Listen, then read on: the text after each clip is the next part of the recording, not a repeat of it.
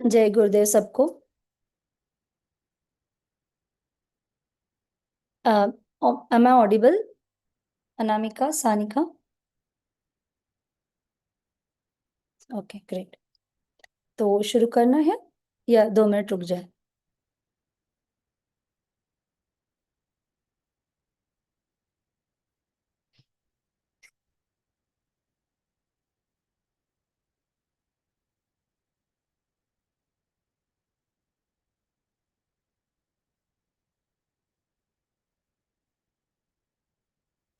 दीदी स्टार्ट कर देते हैं मीटिंग।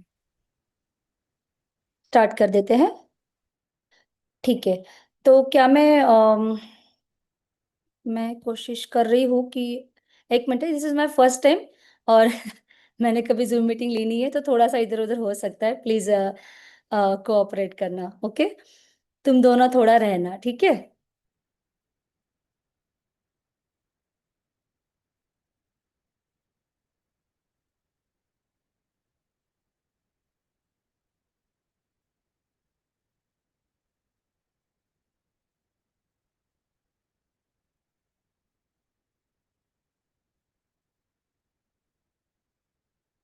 तो चलो, हम आज का स्वाध्याय शुरू करते हैं। सब लोगों का धन्यवाद ज्वाइन करने के लिए। गुरु आह्वान से हम शुरू करेंगे। गुरुर्ब्रह्मा गुरुर्विष्णु गुरुर्देवो महेश्वरा, गुरुर्साक्षात् परब्रह्म, तस्मै श्री गुरवे नमः। तस्मै श्री गुरवे नमः। तो जो आप लोगों ने, मतलब हम लोगों ने सबने मिलकर शुरू किया है स्वाध्याय का सेशन। तो उसका आज का टॉपिक है संकल्प शक्ति का आकर्षण। ठीक है। तो आज का टॉपिक हम शुरू करते हैं। संकल्प शक्ति का आकर्षण। एक विद्वान का कथन है कि बलवान और कार्य के लिए तैयार विचार मनुष्य के बहुत से हाथ होते हैं। अपने लिए उपयोगी हो सके ऐसा नजदीक की प्रत्येक वस्तु के ऊपर वह हाथ रखता है। अपने अनुकूल वस्तुओं को अपनी तरफ खींचने की उसमें आकर्षण शक्ति भी होती है। आज हम देखने वाले हैं कि संकल्प शक्ति किस तरह से हमें मदद करती है। हमारी जो जिस चीज को हम चाहना चाहते हैं, करना चाहते हैं, उसको पूर्ण करने के लिए किस तरह से हमारा संकल्प, मतलब हमारा दृढ़ निश्चय जो हम कर लेते हैं, वो हमें किस तरह से मदद करता है, ये आज के हमारे पॉइंट में हमको दिखेगा। और इसमें इस पुस्तक में गुरुदेव ने बहुत सारी छोटी छोटी शॉर्ट स्टोरीज बताई हुई है, जिसमें हमें पता चलता है कि जो डिफिकल्टी है लाइफ में, वो हर किसी के आती है, लेकिन हर कोई अपना मनोबल ऊंचा करके किस तरह से उस डिफिकल्टी को इजीली सॉल्व कर सकता है, किस तरह से अपने प्रॉब्लम समस्याओं का निराकरण स्वयं कर सकता है। तो चलिए आगे देखते हैं। पर्वत के शिखर पर स्थित एक किला जब फतह न किया जा सका, तो एक सैनिक अधिकारी ने कहा कि यह किला हम नहीं जीत सकते, यह एक असंभव कार्य है। तो महान सिकंदर ने गर्ज कर कहा, दूर हटो, जो कोशिश करेगा उसके लिए कुछ भी असंभव नहीं है। यह कहकर उसने एक सैन्य दल का स्वयं संचालन किया और थोड़ी ही देर में शत्रुओं को भगा दिया। तो मतलब क्या देखा अभी हमने यहाँ पर कि जब किसी किले को जीतना था, तो जो सिपाही थे वो लोग देख रहे थे कि किला तो अभेद्य है, बहुत बड़ा है, या जितनी भी हमारी ताकत है उस हिसाब से हम उसको नहीं जीत सकते। तो ये बात, ये सोच जो है ना, बिल्कुल बराबर थी। क्यों थी पता है? क्योंकि ये सोच एक सिपाही की थी, ना कि एक जीतने वाले किसी एम्परर की, किसी राजा की। तो जब ये सोचकर जब वो सिपाही रुक जाता है, तो ये बात जब सिकंदर, जिसको हम कहते हैं मतलब कि उसने बहुत सारा, मतलब पूरा जग ही उसने जीतने की कोशिश की थी, और कुछ हद तक के वो सक्सेसफुल भी हुआ था, सफल भी हुआ था। तो ये बात जब उसने सुनी सिपाही की, तो उसको बुरा लगा कि ये क्या कह रहा है। तो उसने गर्ज कर उसको कहा, मतलब जोर से कहा कि दूर हटो, जो कोशिश करेगा उसके लिए कुछ भी असंभव नहीं है। क्योंकि ये जो दूसरी जो सोच थी करने की, करके दिखाने की, वो सिकंदर की थी। एक ऐसे इंसान की जिसकी प्रबल इच्छा शक्ति की वजह से ही उसने सारे कार्य आज तक के पूरे किए थे और भविष्य में करने की भी उसने चेष्टा की थी। तो इसी इन दोनों चीजों में, इन छोटी सी दो लाइन में हमें ये बात समझ में आती है कि किस तरह से सोच और हमारी प्रबल इच्छा शक्ति अगर हो तो वो हमारी सोच को भी किस तरह से उसी तरह चेंज करती है या मॉडिफाई करती है या फोकस बनाती है। और जब हम किसी बारे में सोच लेते हैं तो उसके लिए करने की भी इच्छा रखते हैं। और जब सिकंदर ने कहा तो देयर इज नो डाउट कि वो लोगों ने आगे जाकर उस किले पर चढ़ाई कर कर वो किला जीत ही लिया था।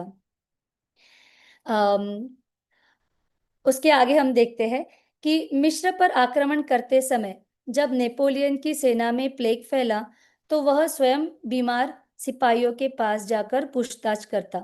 इस प्रकार वह यह प्रकट करता था कि उसके हृदय में डर नहीं है। जिसका स्वभाव भयभीत होने का नहीं है वह प्लेग जैसी महामारी को भी हरा देता है। ऐसी दृढ़ इच्छा शक्ति शरीर के लिए भी एक बड़ा आश्रय बन जाती है। उस समय मनुष्य ऐसे अद्भुत कार्य कर सकता है जो अन्य लोगों को असंभव जान पड़ते हैं। तो अभी यहाँ पर हमने देख रहे हैं कि नेपोलियन जब अपनी मतलब जीत की सारी लड़ाइयाँ लड़ रहा था, उस वक्त बहुत बड़ा मतलब पेंडेमिक आ गया था जो था प्लेग। तो प्लेग की वजह से भी बहुत सारे लोगों को मतलब बीमार पड़ रहे थे लोग और बहुत जल्दी जल्दी मर रहे थे, मतलब जैसा हमने हमारे लास्ट पैंडेमिक में देखा है उस तरह से हो गया था। तो बहुत सहज बात है कि बाकी के लोग, उसके सिपाही और बाकी सब लोग भयभीत हो गए होंगे कि अभी इसके बाद क्या होगा। क्योंकि अगर हमारे प्लेग की वजह से किसी और वजह से अगर सिपाही मर रहे हैं, कम हो रहे हैं, तो हमारा सैन्य बल कम हो जाएगा। और अगर सैन्य बल कम हो जाएगा तो हम आगे की जो हमारी चढ़ाई है, आगे का जो हमारी जो चाल रहेगी विजय के लिए, हम जो भी काम करेंगे वो करने के लिए हमारे पास अगर सैन्य बल कम होगा तो उसे हम कैसे पूरा कर सकते हैं। तो लेकिन फिर भी उसने क्या किया, अपने जो सैन्य थे, हम अपने जो लोग थे, उनका धीरज बंधाया और कहा कि नहीं, मैं यहाँ रुकने वाला नहीं हूँ। और ये सब बातें हैं, जो प्लेग है, जो भी चीजें चले जाएगी, उनका मनोबल बढ़ाया। अगर वो जाकर उनकी तरफ अगर देखता भी ना थोड़ा हतबल होकर कि नहीं, अभी मैं भी क्या कर सकता हूँ, ये तो नेचुरल चीज है, नेचुरल पैंडेमिक है, इसमें तो सब लोग मर रहे हैं, और जबकि वो तो डॉक्टर नहीं था, उसको पता नहीं था किस तरह से क्या होगा। लेकिन उसका मनोबल जो था वो स्थिर था, फोकस था, और वो जानता था कि जो भी है, आगे चलकर जितने भी मेरे पास लोग बचेंगे या फिर इस समस्या से भी हम उभरेंगे। जैसे हर दिन रुकता नहीं है, हर दूसरा दिन जो आता है वो पिछले दिन से थोड़ा अलग, नया और अच्छा ही होता है।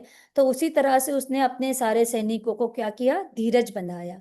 तो धीरज बंधाने से जैसे ही राजा अपने सैनिकों को धीरज देता है और प्रजा क्या होती है, एकदम उत्साही हो जाती है, और जो काम फिर राजा उनको बोलते हैं वो करने के लिए तैयार हो जाती है। तो उसी तरह से उसकी भी जो सेना थी वो बिल्कुल तैयार हो गई, और जो भी उसके आगे उनके रास्ते में असंभव से जान पड़ने वाले कार्य आए वो उन्होंने पूरे करके दिखाए। अगला एग्जाम्पल हमको दिखता है पुस्तक में, जो गुरुदेव लिखते हैं। 55 वर्ष की आयु में अंग्रेजी के प्रसिद्ध लेखक सर वॉल्टर स्कॉट पर 20 लाख रुपए का कर्जा हो गया था। उन्होंने निश्चय किया कि उसे पूरा पूरा चुकाना चाहिए। इस दृढ़ संकल्प से उनकी शारीरिक, मानसिक, अन्य शक्तियों को बड़ा बल मिला, और उनके शरीर के प्रत्येक तंतु से यही ध्वनि निकलने लगी कि कर्ज अवश्य चुकाना चाहिए। वे लिखकर आमदनी करते और कर्ज चुकाने में लग गए, और कुछ वर्षों में अपने उद्देश्य को पूरा करके दिखा दिया। तो प्रसिद्ध अंग्रेजी के लेखक सर वॉल्टर स्कॉट के बारे में एक छोटी सी कहानी गुरुदेव ने लिखी है, जिसमें बताया है कि उनके ऊपर बहुत बड़ा कर्जा हो गया था। और कर्जा होना मतलब ये जब मॉनेटरी चीजें आ जाती है, पैसों की बात होती है, तो जैसे हम मराठी में कहते हैं की सगळ्या वस्तूंचं सोंग घेता येतं पण पैशांचं सोंग काही घेता येत नाही। बिकॉज तुमको जो देना है किसी को तो देना ही पड़ता है। वहां पर कोई समझता नहीं है बातों को, because this is not emotional. It has to be practical. अगर कुछ चीजें किसी से ली है तो उनको वो इसी उसी फॉर्म में उसी प्रकार से उनको वापस भी देनी पड़ती है। तो जैसा उन्होंने सोचा कि मेरे ऊपर इतना बड़ा कर्जा हो गया है, लेकिन उन्होंने फिर भी हिम्मत नहीं हारी और सोचा कि मैं ये कर सकता हूँ, मुझे इसको चुकाना चाहिए। उन्होंने ये नहीं सोचा, उस लेखक ने, वॉल्टर स्कॉट ने, कि मैं इसको किस तरह से चुकाऊंगा। ये तो बात की बात है। पहली स्टेप आती है किसी भी चीज को करने की, वो करने की तुम्हें इच्छा होना। ठीक है। तो अगर किसी भी काम को हम सोच रहे थे कि हम ये करेंगे, तो वो जब इच्छा शक्ति हम में आ जाती है एक बार, तो उसके बाद उस काम को करने के लिए जो भी चीजें लगती है या जो भी मदद लगती है, वो धीरे धीरे हम में भी आने शुरू हो जाती है। तो इसी तरह से उन्होंने खुद को बता दिया था कि ये कर्जा मुझे मुझे चुकाना है, तो उन्होंने उसके लिए लिखना शुरू कर दिया। और अपने लिख कर, वो चीज़ें लिख कर, स्टोरीज हो या फिर बुक्स हो, वो लिखकर उन्होंने आमदनी अपनी इकट्ठा करनी शुरू कर दी। और 20 लाख, जो कि छोटी कीमत नहीं है, और शायद ये बहुत वर्षों पहले की बात है, तो उस वक्त भी ये बड़ी कीमत थी, लेकिन उन्होंने अपना कर्जा अच्छी तरह से चुका दिया। तो आगे देखते हैं। डगलस जेरेंट को डॉक्टरों ने बताया कि तुम जीवित नहीं रह सकते। वह बोला, क्या मैं निराधार बालकों को ऐसे ही छोड़ जाऊंगा? नहीं, मैं मर नहीं सकता। इसके बाद वह बहुत वर्षों तक जीवित रहा।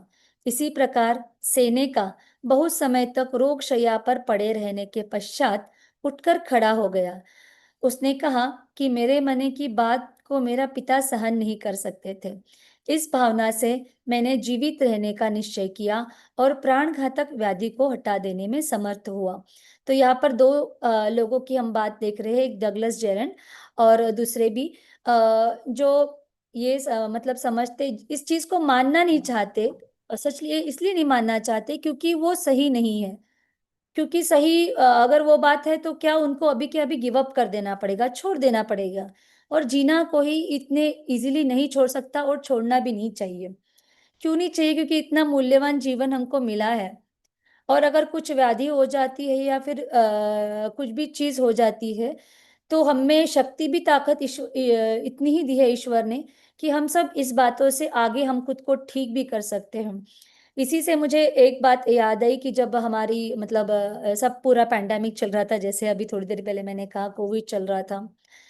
जब पहली फर्स्ट वेव आई, सेकंड वेव आई, सबसे ज्यादा वो लोगों को नुकसान हुआ जो लोग डर गए थे कि क्या होगा। और बहुत लोगों ने, और टीवी चैनल्स देखने वालों की तो बहुत बुरी हालत हो गई थी, क्योंकि वो लोग सिर्फ जितने लोग जा रहे उन्हीं के बारे में बात कर रहे थे। ठीक है। और वो एक रामदेव बाबा ही थे जो 2020 से चल रहे कंटिन्यूएशन में, ये बताने के लिए, नहीं आप ठीक हो सकते हो, आप ठीक हो सकते हो करके। और 2020 से उनके साथ जो जुड़े वो आज भी जुड़े हुए हैं, और उस आत्मविश्वास के साथ कि भगवान ने जो हमको शरीर दिया है, तो जिस तरह से हमको शरीर दिया है, इसका मेंटेनेंस करने की बुद्धि और इसका मेंटेनेंस करने की पावर भी हमारे पास दी है। तो जैसे इस एग्जाम्पल में बताया है, एक व्यक्ति जो ये बात कहता है कि वो मैं मरने की बात नहीं सोच सकता क्योंकि मेरा पिता ये सहन नहीं कर पाएगा। ये बात बिल्कुल मैच होती है। मैंने जब अदनान सामी जी का इंटरव्यू देखा था, आप लोग पहचानते होंगे शायद, ही इज अ सिंगर और फास्टेस्ट पियानो प्लेयर। तो उनके इसमें मैंने ये बात सुनी थी कि वो बहुत ओवरवेट थे पहले, बहुत ही ज्यादा, मतलब शायद 150 या 200 किलो तक के उनका वेट चला गया था। तो इतना ओवर वेट होने के बाद कभी उन्होंने ये सोचा नहीं कि वो अपना वजन कम करे। तो बहुत साल मतलब बीत गए, शायद 30-40 साल तक के वो वैसे ही थे। लेकिन एक दिन ऐसा आया जब वो उनके अपने पिता के साथ, बिल्कुल सेम, कि अपने पिता के साथ बात कर रहे थे, तो उनके पिता ने शायद उनको बहुत ही इमोशनली ये बात कन्वे की थी कि बेटा मैं तुम्हारा जनाजा जो है वो नहीं देख सकता। तो उनके पिता ने जब ये बात उनसे कही, तो उनने अपने इंटरव्यू में बताया कि दैट वाज द टाइम जो उनको स्ट्राइक हुआ कि नहीं, ये बात बहुत ही मतलब उनके दिल को छू गई। और उसके बाद उन्होंने डिसाइड किया। एक मिनट मिनट शायद गजेंद्र अंकल कह रहे हैं कि उनको साउंड नहीं आ रहा है। Is it with everyone? Sound आ रहा है दीदी, क्लियर है है सब। आ रहा है। ओके ठीक है, मैंने वो मैसेज देखा था, तो शुड आई कंटिन्यू? शायद उन्हीं को बोलो, शायद आवाज बढ़ा दे। Okay, thank you. शायद अंकल आप थोड़ा सा शायद अपने फोन का या लैपटॉप का आवाज बढ़ा दे, बाकियों को शायद क्लियर आ रहा है। ठीक है, सो लेट्स कंटिन्यू। तो मैं थी अदनान सामी जी के इंटरव्यू में, जो उन्होंने बात बताई थी। तो उनके पिता के मुंह से जब उन्होंने ये शब्द सुने, उनको बहुत बुरा लगा। और वो दिन था जब उन्होंने डिसाइड किया कि नहीं, अभी मुझे वजन कम करना चाहिए। तो जिन्होंने भी अदनान सामी जी को देखा होगा, मतलब पुराने वाले जो उनका फर्स्ट एल्बम था, तब से लेकर अभी शायद रिसेंटली, तो उनका मतलब कुछ साल पहले उन्होंने वजन कम कर दिया। तो ये, तो क्या हुआ इसमें भी, उन्होंने जब उनके पिता की बात उनके दिल को छू गई, तो उन्होंने डिसाइड कर लिया कि नहीं, दृढ़ निश्चय कर लिया कि नहीं, अभी तो वजन कम करना ही चाहिए, हेल्थ के लिए भी। और अपने पिता को, पिता ये बात सहन नहीं कर सकती, उनको, उनके दिल को ये बात बहुत छू गई। तो ये भी शायद उनका दृढ़ निश्चय ही था, जो उनको, उन्होंने जो लक्ष्य डिसाइड किया था कि अभी मुझे वजन कम करना चाहिए, इसको पूरा करने में उनको, उसके लिए सहायक रहा। ठीक है, तो अभी आगे देखते हैं। एक लेखक का कथन है कि जगत में 3 प्रकार के मनुष्य होते हैं: करूंगा, नहीं करूंगा और कर ही नहीं सकता। पहली प्रकार के लोग सब कामों को पूरा कर डालते हैं। दूसरी प्रकार वालों को सब बातों का उल्टा फल मिलता है। और तीसरी प्रकार के सदैव असफल होते हैं। आत्मश्रद्धा में इतना बल है कि कोई कार्य असंभव जान पड़ता है, एक्सक्यूज मी, उसको भी कराने का जो दृढ़ निश्चय कर लेता है, तो वह कार्य उसके जीवन में कभी ना कभी पूरा हो ही जाता है। बहुत अच्छा डिवीजन बताया है गुरुदेव में, यहाँ गुरुदेव ने यहाँ पर, कि 3 कैटेगरीज बताई है लोगों की, जिसमें कुछ लोग होते हैं जो करूँगा के टाइप कैटेगरी में आते हैं, कुछ लोग होते हैं जो नहीं करूँगा इस टाइप की कैटेगरी में आते हैं, और तीसरे होते हैं जो कर ही नहीं सकता वाली कैटेगरी में आते हैं। तो कर ही नहीं सकता वाले तो बहुत ही बुरी कैटेगरी में आ गए, जो मुझे लगता है बहुत ही निगेटिवली सोचते हैं लोग, शायद उस कैटेगरी में आ सकते हैं। या जो बहुत ही डरपोक होते हैं किसी वजह से, हर कोई डरपोक होता नहीं है, या कोई नया काम करने से पहले डर लगना ये तो स्वाभाविक होता है, वो हर किसी को लगता है। चाहे कितना भी बड़ा वक्ता हो, उसमें थोड़ा सा तो स्ट्रेस होता ही है। लेकिन कर ही नहीं सकता, ये बात तो बिल्कुल मनुष्य ने सोचनी ही नहीं चाहिए। नहीं करूंगा वाले लोग वो होते हैं जो एक तो बिजी मेंटालिटी के होते हैं, या खुद को बिना किसी मकसद के ही बिजी रखते हैं, या फिर काम को अवॉइड करते हैं। तो इसमें हर जो इंसान होता है वो इनकैपेबल नहीं होता, कुछ लोग कैपेबल भी होते हैं। लेकिन बात कहाँ पर आती है, शुरुआत करने की। तो मुझे लगता है ये जो करूँगा टाइप वाले जो लोग हैं ना, वो इसी कैटेगरी में आते हैं, जो ना शुरुआत करना जानते हैं। आप लोगों को भी पता होगा, अगर if you are a housewife, घर में हो या फिर स्टूडेंट हो, कोई प्रोजेक्ट कंप्लीट करना है, और या फिर हाउसवाइफ हो, एक आध दिन इच्छा नहीं होती कोई काम करने की। स्टूडेंट हो तो प्रोजेक्ट ना जब हमको मिलता है, तो शुरुआत में हमको डिफिकल्ट लगता है। कुछ ही काम होते हैं जो हमको इजी लगते हैं और हम फटाफट कर लेते हैं, लेकिन कभी कभी शुरुआत में जब चीजें डिफिकल्ट लगती है, तो हम ना उसको टालने की कोशिश करते हैं, जबकि हमको करनी तो है। लेकिन हम जब उस बात का सोचते हैं कि नहीं, अभी डेडलाइन तो पास में आ रही है, अभी तो करना ही पड़ेगा, और जब ये करना पड़ेगा वाली बात आपके दिमाग में बैठ जाती है, तो उस बार क्या करते हो, आप एक ही काम करते हो, करूंगा दिल में रखते हो, और उस काम की शुरुआत करते हो। तो मुझे लगता है ये बेस्ट वे है किसी भी काम को करने का, to start doing it without thinking कि आगे क्या होगा, डिफिकल्टीज क्या आएंगी। बहुत बार ये मेरे बारे में भी होता है, बहुत बार चीजें तो इसलिए शुरू नहीं हो पाती, क्योंकि वो शुरू करने से पहले ही हम इतना ओवर थिंक कर लेते हैं डिफिकल्टीज के बारे में, कि शायद जितनी करने के बाद आती ही नहीं है, आती ही नहीं है। लेकिन हम पहले से ही सोच सोच कर उस काम को शुरू ही नहीं करते। तो जब हम निश्चय कर लेते हैं कि हमको काम करना है, और इस निश्चय के साथ जब हम काम करने की शुरुआत कर देते हैं, तब हम करूंगा कैटेगरी में आते हैं। और जब हम शुरुआत कर देते हैं, तो वी मेक श्योर, और अगर हम even we don't make sure, हम वो काम पूरा कर ही लेते हैं। तो कभी कभी जब काम पूरा होते हुए आता है, लेकिन हम में वो करने की कैपेसिटी नहीं होती, लेकिन इच्छा शक्ति जरूर होती है। तो उस वक्त पता है हम लोगों को ना कहीं से छोटी सी मोटी सी मदद मिल जाती है, जो हमको और कॉन्फिडेंस हमारा बूस्ट कर देती है, और वो काम जो है हम कंप्लीट करके छोड़ते हैं। लेडीज के साथ भी ऐसा होता है कभी कभी कि बहुत आलस आ रहा होता है, लेकिन कभी अगर गेस्ट आ जाए बीच में, तो वो सब आलस झटक कर फटाक से किचन में जाकर कुछ ना कुछ बनाकर उनके सामने लेकर आना ही पड़ता है। तो देखो ना, इस वक्त तो आलस में बैठे थे हम लोग, लेकिन जब कोई आता है तो क्या होता है, हमारा जो फोकस था कि हम अभी इच्छा नहीं है करने की, लेकिन वो फोकस दूसरी बात पर शिफ्ट हो जाता है कि नहीं, कोई आया है तो उठकर काम करना पड़ेगा। तो हमारे दिमाग को एक दिशा मिल जाती है कि नहीं, ये काम करना है। हम बिना खुद को बताए उस काम की तरफ शुरुआत कर देते हैं, और हम वो काम करके पूरा आ जाते हैं। तो मुझे लगता है प्लीज ये जो टाइप है ना, करूंगा वाला, ये सब लोग ना अपनी दिवाली की साफ सफाई पर लगा दीजिए कि ये ना होकर रहेगी। और कहीं ना कहीं से शुरुआत करिए, तो नहीं पूरी तो कम से कम कुछ हद तक के तो आप दिवाली की साफ सफाई कर कर बहुत अच्छा काम करने वाले हैं। तो ये दृढ़ निश्चय वाली बात हम सब लोग मिलकर ना दिवाली की साफ सफाई के लिए लगा ही देते हैं, तो सबके घर चमकने वाले हैं। क्योंकि बुक ही इतनी अच्छी शुरू है, और इतने इतने अच्छे टॉपिक उसमें आ रहे हैं, और इतने अच्छे अच्छे एग्जाम्पल्स जो हम सबको बताते हैं कि दृढ़ निश्चय से काम बिल्कुल हो ही सकता है। तो चलिए इसके बाद आगे बढ़ते हैं।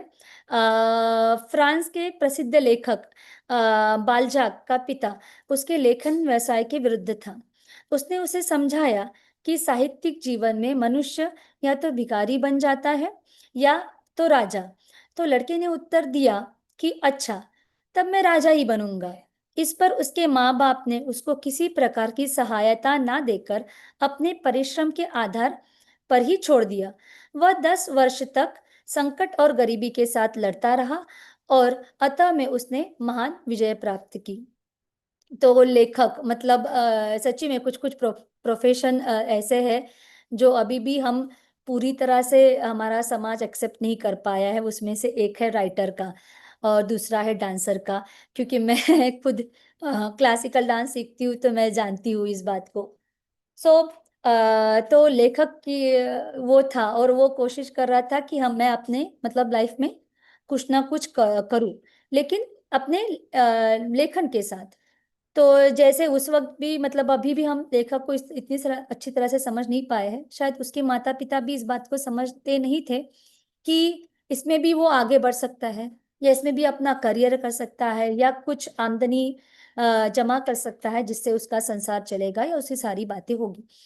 तो उन्होंने उसके माता पिता ने तो पूरी तरह से मना कर दिया था कि नहीं, हम तुमको तो कुछ मदद नहीं कर सकते, तुम्हें खुद अपने हिसाब से सारे काम करने पड़ेंगे। तो बिल्कुल जैसे गुरुदेव ने कहा, उसने भी अपना दृढ़ निश्चय किया कि नहीं, कि जब मुझे पता है कि मैं ये काम अच्छी तरह से कर सकता हूँ, तो मुझे एक चांस खुद को भी देकर देखना चाहिए।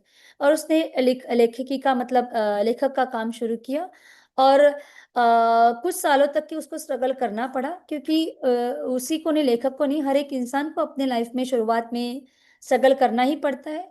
ये हमारे शुरुआत के जो दिन होते हैं स्ट्रगल के, ये हमको एक्चुअली प्रिपेयर करने के लिए होते हैं, हमको पक्का बनाने के लिए होते हैं, और हमें जो कमियां हैं उसको निकालने के लिए होते हैं। तो ये बहुत जरूरी है, क्योंकि जब तक के अप्स एंड डाउन्स कोई इंसान देखता नहीं है, तब तक के उसको टॉप मतलब सबसे ऊपर जाकर कैसा लगता है या कैसा होना चाहिए, यह सक्सेस या विजय क्यों इतनी इम्पोर्टेंट है, इसका इम्पोर्टेंस पता नहीं चलता। ठीक है। तो जैसा हम सबको पता है कि सुख का इम्पोर्टेंस, सबको सुख ही चाहिए होता है, लेकिन सुख का इम्पोर्टेंस दुख की वजह से है। जब तक कि दुख कोई इंसान अपनी लाइफ में देख नहीं नहीं लेता, तब तक कि उसको सुख की अनुभूति क्या है, ये पता ही नहीं होती। लेकिन ये बात पता है, कुछ कुछ लोगों के लिए अच्छी भी साबित होती है। क्योंकि जो लोग बहुत ही मतलब ये this is out of the actually मतलब टॉपिक, लेकिन थोड़ा सा बताना चाहूंगी कि जो लोग ना गरीबी रेखा के नीचे रहते हैं, तो जब मिडिल क्लास लोग या अपर मिडिल क्लास लोग उनकी तरफ देखते, तो शायद आप लोगों ने भी कभी किसी मतलब गरीब इंसान को देखा होगा जो सड़क के किनारे रह रहा है। अभी भी बहुत सारे लोग अपने नागपुर में यहाँ वहाँ हम लोग देखते हैं रह रहे हैं। तो वो लोगों को देखकर हमको सच में बहुत बुरा बुरा लगता है।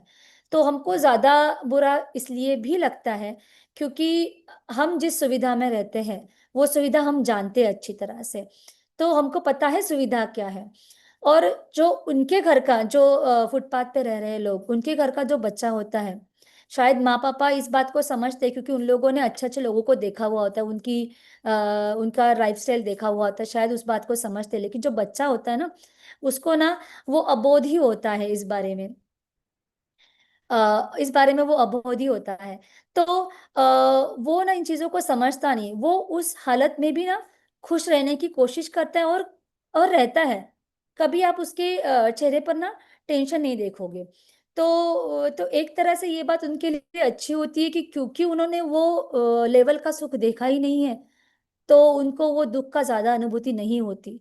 लेकिन अगर कभी वो किसी जगह पर चले जाए, जैसे हमारे टीवी इस पर ना शोज वगैरह होते हैं, तो वहां पर कुछ दिनों के लिए, कुछ टाइम के लिए बहुत जो गांव से आए हुए लोग हैं, मतलब मैंने जी टीवी पर भी एक चैनल शो देखा था जहाँ पर बहुत ही गरीब घर के लोगों को उन्होंने कुछ दिनों के लिए अच्छे पूरे एनवायरनमेंट में लाया था, अच्छे लोगों से अच्छा खाना पीना पहनना ये सब चीजें कराई थी। और उसके बाद वो उनकी कंपटीशन होने के बाद ऑफ कोर्स उनको उनको अपने ही एनवायरनमेंट में वापस जाना पड़ा होगा। तो मुझे पर्सनली ऐसा लगता है शायद वो लोग उतने दुखी नहीं होंगे जब वो रह रहे होंगे उस एनवायरनमेंट में। लेकिन यहाँ से जाने के बाद, ये सब बड़ी बड़ी चीजें देखने के बाद जब वापस गए होंगे, तब शायद उनके मन में एक खलल होगा कि ऐसी भी दुनिया है। लेकिन ठीक है, लेकिन उस वहां पर वो देखने के बाद दूसरा पॉजिटिव बात ये होती है कि उसमें से कोई लोग ऐसे भी होंगे जो शायद कोशिश करेंगे कि नहीं, मुझे अगर उस लेवल पे जाना है तो मुझे आज निश्चय करना होगा कि मैं और मेहनत करूंगा। और जो मैं देख कर आया हूँ या जो करने की चाह रखता हूँ या दूसरे लोगों को अच्छा सक्सेसफुल होते हुए देखता हूँ, तो वो मैं कभी ना कभी अपनी लाइफ में पा सकूं। तो ऐसे दृढ़ निश्चय वाले बहुत लोग, हम लोग बहुत सारे एग्जाम्पल्स हैं, मैं आपको लास्ट में बताऊंगी जो हम लोग जानते हैं। चलिए पहले थोड़ा सा पढ़ लेते हैं। एक बढ़ई किसी किसी मजिस्ट्रेट की मेज को बहुत अधिक सावधानी से तैयार कर रहा था। मैं ग्लास में दे पानी दे। किसी ने पूछा कि तुम इसे इतने परिश्रम से क्यों बना रहे हो। बढ़ई ने उत्तर दिया, जब मैं मजिस्ट्रेट होकर इस मेज पर बैठकर काम करूंगा तो मुझे यह सुंदर लगेगी। कुछ वर्ष बाद वह वास्तव में मजिस्ट्रेट बनकर उस मेज पर बैठ गया। तो देखो, एक बढ़ई जो मजिस्ट्रेट के लिए एक मेज बना रहा था जिस पर वो मजिस्ट्रेट बैठने वाला था, तो बनाते समय ही उसने अपनी भावनाएं और अपना फोकस इस तरह से लगा दिया कि आगे जाकर, मैं आज ये काम कर रहा हूँ लेकिन आगे जाकर मैं जो काम मुझे करना है, मुझे मजिस्ट्रेट बनना है, मुझे इससे भी ज्यादा प्रोग्रेस करनी है, ये जरूर करूंगा और करके रहूंगा। तो उस दिन से लेकर उसने बताए हुए जैसे उसने मजिस्ट्रेट को बताया था, उस हिसाब से उसने अपने काम में लग गया, निश्चय में लग गया, और वो जरूर एक दिन मजिस्ट्रेट बनकर उसी टेबल पर बैठा है। आगे आगे देखते हैं।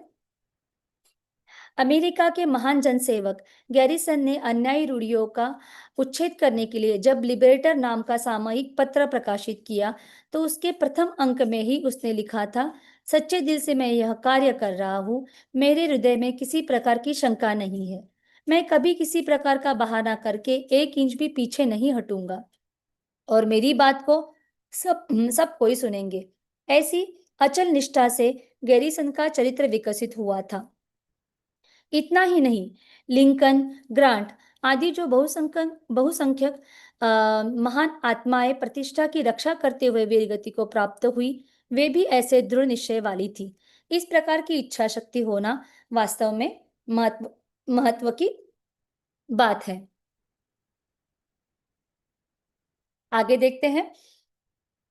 दृढ़ संकल्प शक्ति वाले पुरुष मरते हुए भी उस बात से पीछे कदम नहीं हटाते जिसे उन्होंने सच मान लिया है। फ्रांस इंग्लैंड के युद्ध के अंतिम दिनों में जो छोटा पिट इंग्लैंड का प्रधानमंत्री बना और उसने फ्रांस को राज्य क्रांति के विरुद्ध जोरदार अभियान आरंभ किया, उसे बहुत सी सफलताएं प्राप्त हुई, परंतु उधर भी महान नेपोलियन जैसा व्यक्ति उसका मुकाबला कर रहा था, जिसके अंत में इंग्लैंड का प्रधान सेना नायक वीरगति को प्राप्त हुआ। इस घटना से पिट को बड़ा आघात पहुंचा। नेपोलियन की विजय का समाचार सुनकर उसने यूरोप के नक्शे की तरफ उंगली उठाते हुए कहा, इस नक्शे को जला दो और अब 10 वर्ष तक उसकी आवश्यकता नहीं पड़ेगी। यह कहकर वह मूर्छित हो गया। उसे केवल एक बार होश आया तो उसने मुख से धीरे से यही शब्द निकले, हाय मेरा देश। वह इतना बुद्धिमान था कि समय की घटनाओं की पूरी शक्ति और महत्व का ठीक अनुमान कर लेता था। उसके कथनानुसार ठीक 10 वर्ष बाद वाल्टोरी के युद्ध में अंग्रेजों ने नेपोलियन को हराकर ब्रिटिश साम्राज्य की पताका पुनः संसार में फहरा दी थी। तो जो पीट हमने देखा है, पीट वॉज द प्राइम मिनिस्टर उस टाइम का। तो उन्होंने नेपोलियन बोनापार्ट जो सबको हरा हरा के मतलब पूरा देश और पूरे जो जमीन है उसको जीतने की कोशिश कर रहा था, उसकी वजह से वो डर में आ गया था। लेकिन फिर भी उसने भी दृढ़ निश्चय किया और नेपोलियन बोनापार्ट जो हर किसी को मतलब हराया था, उसको भी हराकर फिर से ब्रिटिश साम्राज्य की पताका उन्होंने संसार भर में फहरा दी। विकासवाद के आचार्य डार्विन की इच्छा शक्ति कैसी बलवान थी। वह हमेशा बीमार रहता था। दुख पर दुख उसे उठाने पड़ते थे। वह जितना सहन करता था उसे उसकी स्त्री के अतिरिक्त कोई नहीं जानता था। उसने उसके पुत्र ने लिखा है कि 40 वर्ष तक एक भी दिन ऐसा नहीं निकला जबकि उसकी तबीयत ठीक रही हो। पर इन 40 वर्षों में वह लगातार इतना काम करता रहा कि अच्छे अच्छे मन और शरीर वाले उतना काम नहीं कर सकते। किसी भी विषय में पूर्णतः संलग्न हो जाने की उसमें अद्भुत क्षमता थी। वह हार जाने को निर्बलता का चिन्ह मानता था और इसलिए पराजय को सहन नहीं कर सकता था। उसकी एक प्रिय कहावत यह थी कि आग्रह पूर्वक करने वाला ही कार्यों को सिद्ध कर सकता है। उसके अद्भुत धैर्य और आग्रह का प्रत्यक्ष उदाहरण यह है कि प्राकृतिक चयन द्वारा नई जातियों की उत्पत्ति ग्रंथ की सामग्री इकट्ठी करने में उसे 20 वर्ष का समय लगा और मनुष्य का विकास 30 वर्ष तक निरंतर श्रम करने पर लिखा जा सका। डार्विन के बारे में जो भी साइंस पढ़ा है वो जरूर जानते होंगे कि डार्विन का प्रिंसिपल है सर्वाइवल ऑफ द फिटेस्ट, या उसको कहते हैं नेचुरल सिलेक्शन। तो दोनों ही ये उसका सबसे प्रसिद्ध सिद्धांत है, डार्विन के जो बाकी के सिद्धांत है उनमें से। तो उनके बारे में मतलब ये तो मैंने आज गुरुदेव की किताब में पहली बार पढ़ा कि वो तबीयत उनकी कभी अच्छी नहीं रहती थी। ये तो मुझे सुनकर मतलब बहुत ही आश्चर्य हुआ कि एक इंसान जो लिखता है कि नेचर में वो सारी चीजें चलती रहेगी जो उसके हिसाब से खुद को ढालती है, बदलती है, वही आगे बढ़ती रहेगी। मतलब ये जो चीज है ना खुद को ढालने की और बदलने की, ये हम में भी लागू होती है। तो अगर जैसा हमारा उत्क्रांति का सिद्धांत है जिसमें बताया गया है कि हम बंदर से मतलब तैयार हुए हैं, तो बंदर को तो पूंछ होती है और हमें नहीं है। इसका मतलब जिस तरह से डार्विन का सिद्धांत काम करता है नेचुरल सिलेक्शन पर, तो वो नेचुरल सिलेक्शन के हिसाब से अगर देखा जाए तो बंदर की जो पूंछ है वो इंसान के किसी काम के नहीं थी, क्योंकि उन्होंने पेड़ों पर रहना बंद कर दिया था, गुफा में रहना शुरू कर दिया था।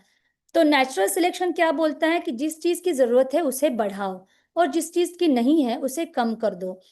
तो इस हिसाब से, इस नेचुरल सिद्धांत के हिसाब से पूंछ की जरूरत हमें जब हम गुफा में रहना शुरू कर दिए थे तब हमको नहीं थी या कम पड़ रही थी।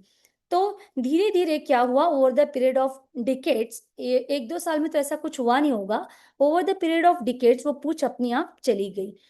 तो जो चीज की जरूरत नहीं थी वो निकल गई और जो चीज हम यूज कर रहे थे जैसे हमारे हाथ पैर, हमारी बैकबोन जो और डेवलप हुई, तो जो बंदर था जो झुक के चलता था वही इंसान की तरह अगर हम देखें तो वो सीधा चलने लगा। और सबसे बड़ी बात जो हमने की है वो है हमारी बुद्धि का विकास।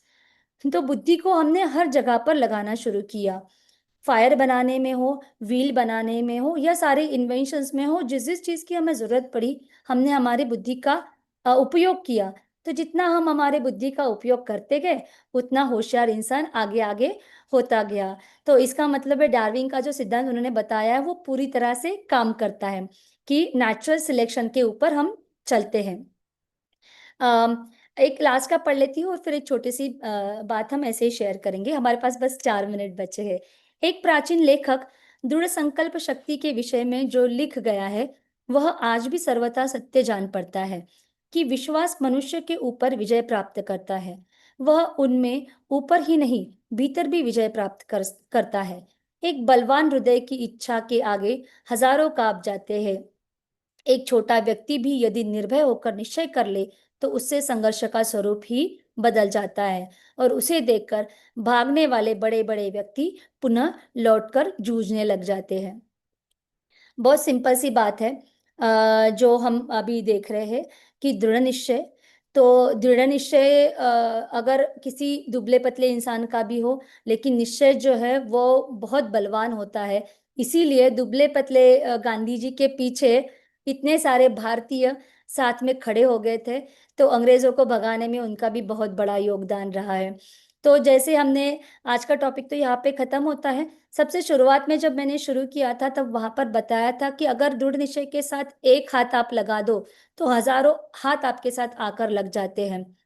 वो जब सेंटेंस मैंने पढ़ा तो मुझे हमारी युग निर्माण योजना का जो हमारा चित्र है वो याद आया, जिसमें एक हाथ मशाल लेकर है, जो गुरुदेव का है ऐसा समझकर हम चलते हैं। और उस हाथ को जैसे गुरुदेव ने दृढ़ निश्चय कर दिया कि युग निर्माण योजना तो हमको करनी है, तो गुरुदेव के दृढ़ निश्चय के साथ कुछ सैकड़ों, उसके बाद हजारों, और आज लाखों, और आगे जाकर करोड़ों हाथ उनके साथ लग जाएंगे और हमारी युग निर्माण योजना सफल होगी।